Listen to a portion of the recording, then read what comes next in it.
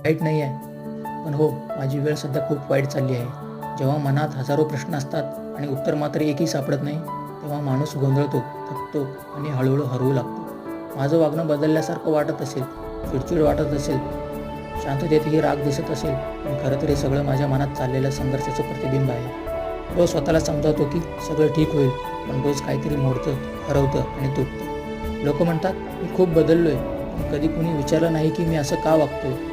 खरं तर मला कोणावर रागही नाही, फक्त माझी वेदना आता माझ्या शब्दात नाही तर शांततेतून बोलतो आहे.